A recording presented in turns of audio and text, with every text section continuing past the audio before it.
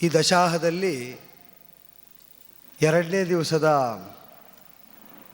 ಕಲಾ ಪ್ರದರ್ಶನದ ವೇಳೆಯಲ್ಲಿ ಒಂದು ಅಪಸವ್ಯ ನಡೆದಿದೆ ಅಂತ ಸಮೂಹ ಮಾಧ್ಯಮದಲ್ಲಿ ಒಂದು ವಿಮರ್ಶೆಯ ಧ್ವನಿ ಎದ್ದಿದೆ. ಸುಭದ್ರಾ ಕಲ್ಯಾಣ ಪ್ರಸಂಗ. ಕೃಷ್ಣಾರ್ಜುನ ಸಂವಾದದ ವೇಳೆಯಲ್ಲಿ ಯತಿ ಚಾತುರ್ಮಾಸ್ಯ ವ್ರತವನ್ನು ಅವಹೇಳನ ಮಾಡ್ತಾ ಕಲಾವಿದರು ಕಲೆಗೆ ಅಥವಾ ಆ ಪ್ರಸಂಗಕ್ಕೆ ಭಂಗ ತಂದಿದ್ದಾರೆ, ಅಪಚಾರ ಎಸಗಿದ್ದಾರೆ ಅಂತ ಯಾರೋ ಕೆಲವರಿಗೆ ಕಂಡು ಅದನ್ನು ಪ್ರತಿಭಟನಾರ್ಥವಾಗಿ ಸಮೂಹ ಮಾಧ್ಯಮದಲ್ಲಿ ಸೂಚಿಸಿಯೂ ಇದ್ದಾರೆ. ಸಾರ್ವಜನಿಕವಾಗಿ ಆದಂತಹ ಈ ಅಪಚಾರಕ್ಕೆ ಅವರೇ ಸಾರ್ವಜನಿಕವಾಗಿ ಸ್ಪಷ್ಟನೆಯನ್ನು, ಕ್ಷಮಾಪಣೆಯನ್ನು ಕೇಳಬೇಕು ಅಂತ ಒಂದು ನಿರ್ಬಂಧವನ್ನು ವಿಧಿಸಿದ್ದಾರೆ. ಸದಾಶಯದಿಂದ ಆಯೋಜಿತವಾದ ಕಾರ್ಯಕ್ರಮದಲ್ಲಿ ಎಲ್ಲರೂ ಸಹೃದಯಿಗಳಾಗಿ ಭಾಗವಹಿಸಿದ್ದಾರೆ ಕಲಾವಿದರು. ನಾನು ಅದಕ್ಕೆ ಸಮರ್ಥನೆಯನ್ನು ಕೊಡುವುದಕ್ಕೆ ಹೋಗುವುದಿಲ್ಲ. ಅದಕ್ಕೆ ಮಾತಾಡಲಿಕ್ಕೆ ಆ ದಿವಸ ಭಾಗವಹಿಸಿದ್ದ ಕಲಾವಿದರೇ ಇದ್ದಾರೆ, ಅವರು ಮಾತಾಡ್ತಾರೆ ಮುಂದೆ ಅದರ ಕುರಿತಾಗಿ. ಈಗ ಅವರಿಗೆ ಕಲಾವಿದರಿಗೆ ಆಶ್ರಯ ಕೊಟ್ಟು ಅವಕಾಶ ಕಲ್ಪಿಸಿದಂತಹ ಒಂದು ಮಠಕ್ಕಾಗಲಿ ಅಲ್ಲಿನ ಪರಮಪೂಜ್ಯ ಮಠಾಧೀಶಕರಿಗಾಗಲಿ ಉದ್ದೇಶಪೂರ್ವಕವಾಗಿ ಸಾಮಾನ್ಯ ಜ್ಞಾನ ಇದ್ದ ಯಾರೂ ಕೂಡ ಅಪಚಾರ ಎಸಗುವುದಿಲ್ಲ.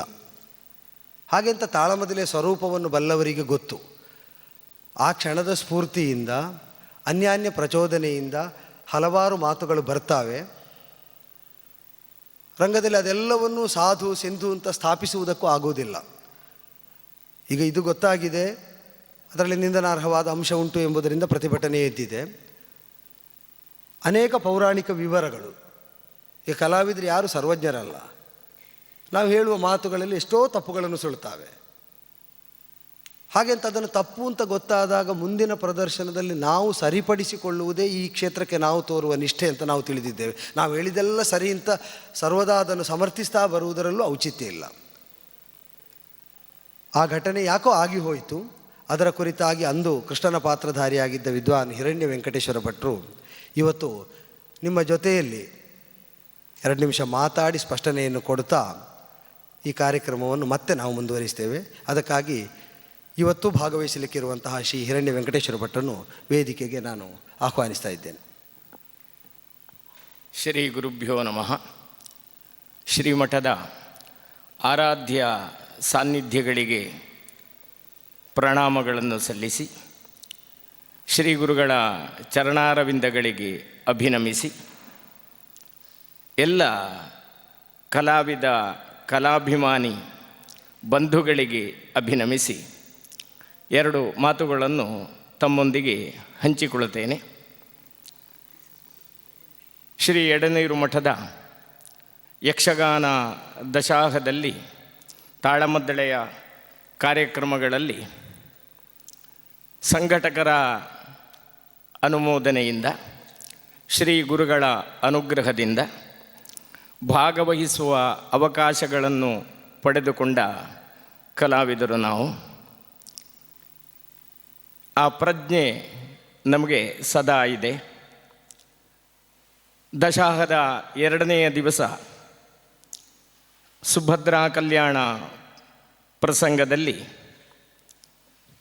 ನಾನು ಕೃಷ್ಣನಾಗಿ, ಮಿತ್ರರಾದ ಉಜಿರೆ ಅಶೋಕ ಭಟ್ಟರು ಅರ್ಜುನ ಸನ್ಯಾಸಿಯಾಗಿ ಭಾಗವಹಿಸಿದ್ದೇವೆ. ಸಾಧಾರಣವಾಗಿ ಯಕ್ಷಗಾನ ತಾಳಮದ್ದಳೆಗಳಲ್ಲಿ, ಅದರಲ್ಲೂ ಸುಭದ್ರಾ ಕಲ್ಯಾಣದಲ್ಲಿ ಹಿಂದಿನ ಹಿರಿಯ ಕಲಾವಿದರು ಮಾತನಾಡಿಕೊಂಡು ಸಂಭಾಷಣೆ ಮಾಡಿಕೊಂಡು ಬಂದಂತಹ ರೀತಿಯಲ್ಲಿಯೇ ಸಂಭಾಷಣೆಯನ್ನು ಮಾಡುವ ಪ್ರಯತ್ನವನ್ನು ಮಾಡಿದ್ದೇವೆ. ಸಂಭಾಷಣೆಯ ಕಾಲದಲ್ಲಿ ಉಪಯೋಗಿಸಿದ ಶಬ್ದ, ಉಪಯೋಗಿಸಿದ ವಾಕ್ಯ, ಇದರ ಹಿನ್ನೆಲೆಯಲ್ಲಿ ನಮಗೆ ಯಾವ ಉದ್ದೇಶವೂ ಇರಲಿಲ್ಲ. ಒಳ್ಳೆಯ ಸಂಭಾಷಣೆ ಮಾಡಬೇಕು ಎನ್ನುವ ದೃಷ್ಟಿಕೋನ ಮಾತ್ರ ಇದ್ದದ್ದು. ಯಾವುದೇ ಮಠವನ್ನು, ಯಾವುದೇ ಯತಿ ಪರಂಪರೆಯನ್ನು, ಚಾತುರ್ಮಾಸ್ಯ ನಿಷ್ಠರಾದಂತಹ ಯತಿಪುಂಗವರನ್ನು ಅವಹೇಳನಕ್ಕೆ ಒಳಪಡಿಸುವ ಗುರಿ ಖಂಡಿತ ನಮಗೆ ಇರಲಿಲ್ಲ. ಶಬ್ದಾಹ ಕಾಮಧೇನವಃ ಅಂತ ಒಂದು ಮಾತಿದೆ. ಶಬ್ದಗಳನ್ನು ಕೇಳುವವರಿಗೆ ಹೇಳುವವರಲ್ಲಿ ಯಾವ ಅಭಿಪ್ರಾಯ ಇತ್ತು ಅಂತ ಗೊತ್ತಾಗುವುದು ಕಷ್ಟ. ಆದರೆ ಶಬ್ದಗಳಿಗೆ ಶಕ್ತಿ ಇರುವುದರಿಂದ, ವಾಕ್ಯಗಳಿಗೆ ಶಕ್ತಿ ಇರುವುದರಿಂದ ನ್ಯಾಯವಾಗಿಯೇ ಆ ವಾಕ್ಯ ಶಬ್ದಗಳಿಗೆ ಬೇರೆ ಅರ್ಥ ಗ್ರಹಿಸುವುದು ಅದು ಅಪರಾಧವೂ ಅಲ್ಲ, ಅಶಾಸ್ತ್ರೀಯವೂ ಅಲ್ಲ. ಆ ರೀತಿಯಲ್ಲಿ ನಾವು ಮಾಡಿದ ಸಂಭಾಷಣೆಯಲ್ಲಿ ಉಪಯೋಗಿಸಿದ ಶಬ್ದಗಳಲ್ಲಿ ಯತಿ ಪರಂಪರೆಗೆ ಅವಮಾನ ಮಾಡುವಂತಹ ವಿಚಾರಗಳನ್ನು ಪರಿಗ್ರಹಿಸಿದ್ದಾರೆ ಕೆಲವರು. ನಮಗೆ ಆ ಉದ್ದೇಶ ಇರಲಿಲ್ಲ. ಆದರೆ ನಮ್ಮ ಸಂಭಾಷಣೆಯಿಂದ ಆ ರೀತಿಯ ಒಂದು ಅರ್ಥವನ್ನು ಗ್ರಹಿಸಿದ್ದು ತಪ್ಪು ಅಂತ ನಾನು ಹೇಳೋದಿಲ್ಲ. ಅದು ಶಬ್ದದ ಶಕ್ತಿ. ಅಂತಹ ಒಂದು ಅರ್ಥಕ್ಕೆ ಆಸ್ಪದವಿದ್ದ ಶಬ್ದ ಪ್ರಯೋಗಗಳನ್ನು, ವಾಕ್ಯ ಪ್ರಯೋಗಗಳನ್ನು ಮಾಡುವುದು ಪ್ರಸಂಗದ ನಡೆಯಲ್ಲಿ ಇದ್ದದ್ದೇ. ಅರ್ಜುನ ಕಪಟಯತಿಯಾದ್ದರಿಂದ ಆ ಸಂಭಾಷಣೆ ಇಡೀ ಒಂದು ಹಾಸ್ಯದ ದೃಷ್ಟಿಯಲ್ಲಿ, ಕಾಪಟ್ಯ ಪ್ರಕರಣೆಯ ದೃಷ್ಟಿಯಲ್ಲಿ ಸಂಭಾಷಣೆಯನ್ನು ಮಾಡಬೇಕಾಗುತ್ತದೆ. ಅರ್ಜುನ ಕೃಷ್ಣರ ಗೀತೋಪದೇಶದ ಸಂಭಾಷಣೆಯಂತೆ ಅರ್ಜುನ ಸನ್ಯಾಸಿ, ಕೃಷ್ಣ ಸುಭದ್ರಾ ಕಲ್ಯಾಣದಲ್ಲಿ ಸಂಭಾಷಣೆ ಮಾಡಲಿಕ್ಕೆ ಬರುವುದಿಲ್ಲ. ಅಥವಾ ಕೃಷ್ಣಾರ್ಜುನ ಕೃಷ್ಣ ಸಂಧಾನದಲ್ಲಿ ಸಂಭಾಷಣೆ ಮಾಡಿದ ಹಾಗೆ ಬರುವುದಿಲ್ಲ. ಇಲ್ಲಿ ಯತಿಗಳ ವಿಷಯ ಬರಲೇಬೇಕು, ಅದು ಪದ್ಯದಲ್ಲೇ ಇದೆ. ಚಾತುರ್ಮಾಸ್ಯದ ವಿಷಯ ಬರಲೇಬೇಕು, ಅದು ಪದ್ಯದಲ್ಲಿಯೇ ಇದೆ. ಅದಕ್ಕೆ ಅನುಗುಣವಾಗಿ ತತ್ತತ್ ಕಾಲದ ಸ್ಫುರಣೆಯಿಂದ ಬಂದಂತಹ ವಾಕ್ಯಗಳು. ಇದರಲ್ಲಿ ಯತಿಗಳಿಗೆ ಚಾತುರ್ಮಾಸ್ಯ ವ್ರತಕ್ಕೆ ಅವಹೇಳನ ಮಾಡಬೇಕು ಎನ್ನುವ ಉದ್ದೇಶ ಖಂಡಿತ ಆಗಿರಲಿಲ್ಲ. ಒಂದು ವೇಳೆ ಕೇಳುವವರಿಗೆ ಅಂತಹ ಅರ್ಥ ಸ್ಫುರಿಸಿದರೆ ಆ ಸ್ಫುರಣೆಗೆ ವಾಕ್ಯ ಪ್ರಯೋಗ ಕರ್ತೃಗಳು ಕಾರಣರಾಗುತ್ತಾರೆ ಎನ್ನುವ ನೆಲೆಯಲ್ಲಿ ಖಂಡಿತವಾಗಿಯೂ ಆ ರೀತಿಯ ಶಬ್ದ ಪ್ರಯೋಗ ಮತ್ತು ವಾಕ್ಯ ಪ್ರಯೋಗ ಇವುಗಳಿಂದ ಗ್ರಹಿಸಿದ ಅರ್ಥ, ಇದಕ್ಕೆ ಕಾರಣ ಸ್ಥಾನದಲ್ಲಿರುವ ನಾವು ಯಾವ ಹಿನ್ನೆಲೆಯೂ ಇಲ್ಲದೆ, ಯಾರ ಪ್ರಚೋದನೆಯೂ ಇಲ್ಲದೆ ಕ್ಷಮೆಯನ್ನು ಯಾಚಿಸ್ತೇವೆ. ಮಾಧ್ಯಮದಲ್ಲಿ ತುಂಬ ವಿವರವಾಗಿ ದೀರ್ಘವಾಗಿ ವಿಚಾರ ವಿಮರ್ಶೆಗಳಾಗುತ್ತಾ ಇವೆ. ಅದಕ್ಕೆ ಮತ್ತೊಮ್ಮೆ ಕ್ಷಮೆಯನ್ನು ಯಾಚಿಸ್ತೇನೆ. ಎಲ್ಲರಿಗೂ ನಮಸ್ಕಾರ. ಕಲಾವಿದರ ಸೌಜನ್ಯಕ್ಕೆ, ಔದಾರ್ಯಕ್ಕೆ, ಕರ್ತವ್ಯ ಇದು ಅಂತ ತಿಳಿದು ಅವರು ನಡೆಸಿದ ಕ್ಷಮಾಯಾಚನೆಗೆ ಸಂಘಟನೆಯ ನೆಲೆಯಿಂದ ಕೃತಜ್ಞತೆಯನ್ನು ವ್ಯಕ್ತಪಡಿಸ್ತೇನೆ. ಈ ವಿವಾದ ಬೆಳೆಸದೇ ಇರುವುದಕ್ಕೆ ಕಲಾವಿದರು ಸಕಾರಾತ್ಮಕವಾಗಿ ಸ್ಪಂದಿಸಿದ್ದೀರಿ, ಅದಕ್ಕೆ ಕೃತಜ್ಞ. ಸಂಘಟನೆ ನೆಲೆಯಲ್ಲಿ ಎರಡು ಮಾತನ್ನು ಸೇರಿಸುವುದು ಅನುಚಿತ ಅಲ್ಲ ಅಂತ ಭಾವಿಸ್ತೇನೆ ನಾನು. ಪ್ರಸಂಗದಲ್ಲಿ ಇದಕ್ಕೆ ಅವಕಾಶ ಉಂಟೋ ಅಂತ ಈ ವಿಮರ್ಶೆ ಬರುವಾಗ ಬಂದಿತ್ತು.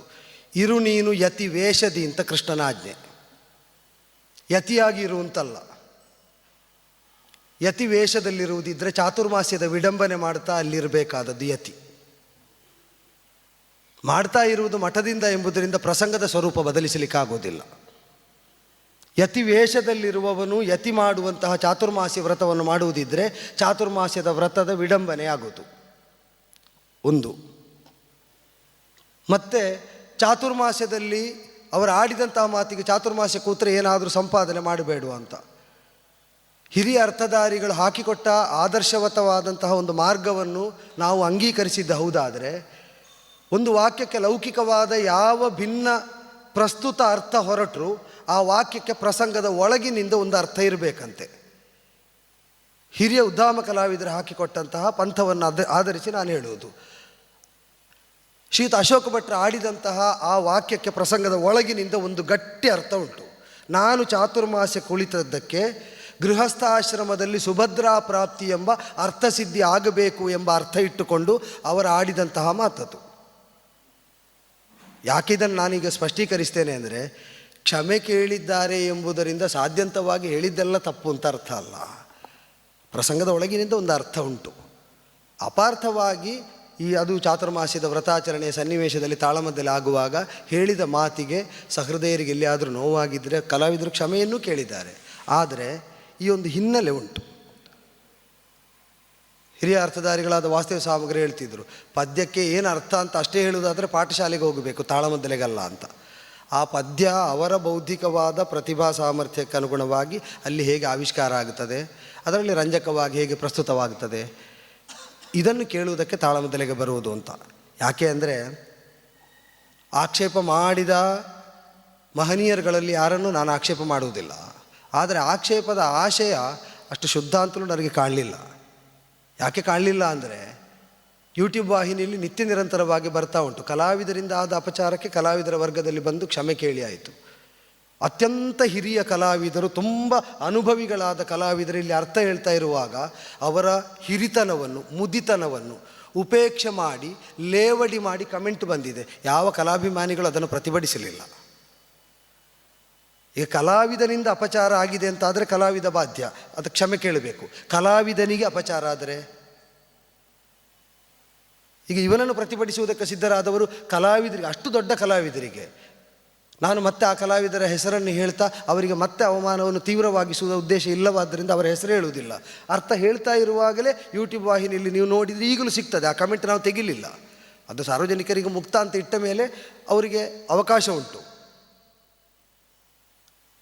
ಆದ್ದರಿಂದ ಕಲೆ, ಅದರ ಸಂವಹನ, ಪ್ರೇಕ್ಷಕರು, ಇದೆಲ್ಲ ಉಭಯಮುಖಿಯಾದಂತಹ ಒಂದು ವ್ಯವಹಾರ ಇಲ್ಲಿ ನಡೀತಾ ಇರುವುದು. ಆ ಕ್ಷಣದ ಸ್ಫೂರ್ತಿಯಿಂದ ಆಶು ಸ್ವರೂಪವನ್ನು ಹೊಂದಿದ ತಾಳಮದ್ದಲೆ ಪ್ರದರ್ಶನ. ಇದನ್ನು ಪರಿಗಣಿಸ್ತಾ ಇದನ್ನು ಆಸ್ವಾದಿಸಬೇಕು, ಪ್ರೋತ್ಸಾಹಿಸಬೇಕು ಅಂತ ಸಂಘಟಕರ ಪರವಾಗಿ ನಿಮ್ಮಲ್ಲಿ ವಿನೀತನಾಗಿ ಪ್ರಾರ್ಥಿಸ್ತಾ ಇವತ್ತಿನ ಕಥಾಭಾಗದ